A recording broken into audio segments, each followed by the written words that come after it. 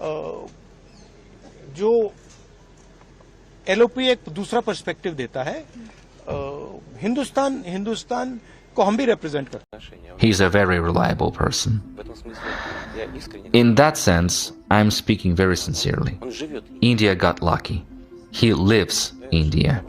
रूस के राष्ट्रपति व्लादिमीर पुतिन स्टेट विजिट पर भारत आए हुए हैं और उधर कांग्रेस ने राहुल गांधी को फिर खुला छोड़ दिया है। देश अभी जहां अपना बेस्ट दिखाने की कोशिश कर रहा है, वहीं राहुल गांधी जिद कर रहे हैं व्लादिमीर पुतिन से मिलने की, वो भी एलओपी यानी नेता विपक्ष होने के कारण पुतिन से मुलाकात करना चाहते हैं। वो कहते हैं हम भी इंडिया को रिप्रेजेंट करते हैं, पर राहुल गांधी कैसे इंडिया को रिप्रेजेंट करते हैं, आइए कुछ उनके पुराने स्टेटमेंट्स दिखाते हैं आपको, जो बीते सालों में उन्होंने देश और विदेश में दिए हैं। भारत में डेमोक्रेसी नहीं है, ये एक झूठ है। India is a dead economy. हमारी लड़ाई इंडियन स्टेट से है। India can not lead. Bharat में लोकतंत्र खत्म हो चुका है। अमेरिका, यूरोप को भारत के मामलों में दखल देना चाहिए। ये विचार रखते हैं राहुल गांधी अपने देश के लिए और वे इसे ऐसे रिप्रेजेंट करते आए हैं। और अब वे कह रहे हैं कि मोदी सरकार उनको व्लादिमीर पुतिन से मिलने नहीं दे रही। पहले यह परंपरा थी कि विदेश से कोई बड़ा मेहमान आता था तो वो लोकसभा में विपक्ष के नेता यानी एलओपी से भी मुलाकात करता था। वाजपेयी जी के समय में होता था, मनमोहन सिंह जी के समय में होता था। ये पुरानी परंपरा है। पहली बात तो देखिए ये कि राहुल गांधी खुद को अटल बिहारी वाजपेयी के साथ जोड़ भी कैसे सकते हैं।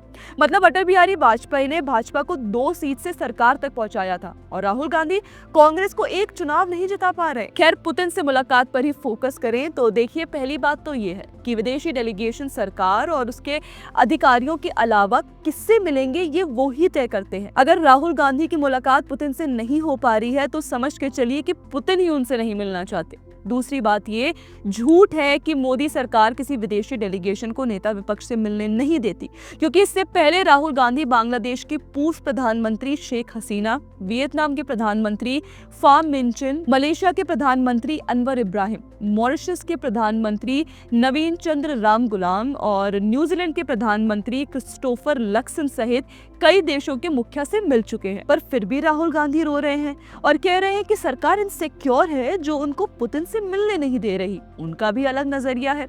वैसे तो ये सरकार की गलती है नहीं, फिर भी एक बार ये सिनेरियो कंसिडर कर लिया जाए तो राहुल गांधी को नहीं मिलने देने का फैसला सही रहेगा, क्योंकि उनका नजरिया देश के लिए गलत साबित हो सकता है। किसी दूसरे देश के सामने जो सरकार का स्टैंड है वही नेता विपक्ष का स्टैंड होना चाहिए इन आइडियल कंडीशन, पर ये आइडियल कंडीशन है नहीं। राहुल गांधी जाने जाते हैं सरकार विरोधी और देश विरोधी स्टैंड के लिए।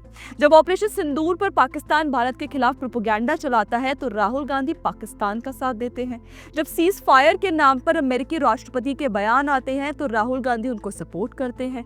जब डोनाल्ड ट्रंप भारत को डेड इकोनॉमी बताते हैं तो राहुल गांधी खुश होकर इस बात को सपोर्ट करते हैं। रूस के मामले पर भी उनका स्टैंड नेशन फर्स्ट का नहीं रहा है। कांग्रेस मोदी सरकार पर रूस के रिलेशंस को लेकर सवाल खड़े कर चुकी है, रूस से तेल खरीदने से मना कर चुकी है और ऐसा बिहेव करती आई है जैसे कांग्रेस का काम अमेरिकी एजेंडा चलाना हो। और आज यही कह रहे हैं कि हमारा रूस से संबंध है, हमें भी मिलने दो। मतलब रूस के खिलाफ एजेंडा भी आप चलाओ और फिर चाहो कि वहाँ के राष्ट्राध्यक्ष आपसे मिले, और जब वो राष्ट्राध्यक्ष आपसे मिलने से मना कर दें तो उसका ठीकरा भी मोदी सरकार पर फोड़ दिया जाए। ऐसा कैसे चलेगा राहुल जी? राहुल गांधी कह रहे हैं कि जब वे बाहर जाते हैं तो मोदी सरकार विदेशी सरकारों को उनसे मिलने से मना करती है, पर ये कैसे सच हो सकता है? राहुल गांधी तो अक्सर सीक्रेट ट्रिप्स पर जाते हैं। वो कहाँ जाते हैं, क्या करते हैं और किससे मिलते हैं, इसकी जानकारी किसी के पास नहीं होती, तो सरकार उन्हें किसी से मिलने से कैसे रोकेगी भाई? राहुल गांधी पहले ये बताएं कि वो जब विदेश जाते हैं तो कहाँ जाते हैं और किससे मिलते हैं। जब हाल ही में कोलंबिया के ट्रिप पर गए थे तो मोदी सरकार ने उनको किससे मिलने से रोक दिया था? वो यूके, वियतनाम, यूएस और कई सीक्रेट ट्रिप्स पर जाते हैं और जब लौट कर आते हैं तो हर बार कोई नया एजेंडा साथ लाते हैं। इन ट्रिप्स के बारे में सरकार को कोई भी जानकारी नहीं दी जाती और फिर वे आरोप लगाते हैं कि उनको किसी से मिलने नहीं दिया जा रहा। आपको जरूरत क्या है किसी से परमिशन की? आप तो मिलते ही रहते हैं।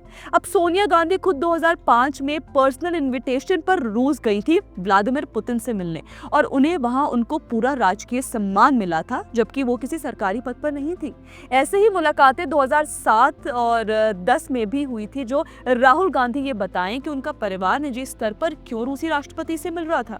व्लादिमीर पुतिन की गांधी परिवार के साथ आखिरी मुलाकात दिसंबर 2014 में हुई थी। अगर कोई आपसे 11 साल बाद भी मिलना नहीं चाहता तो आपको नहीं लगता कि दिक्कत आप में है?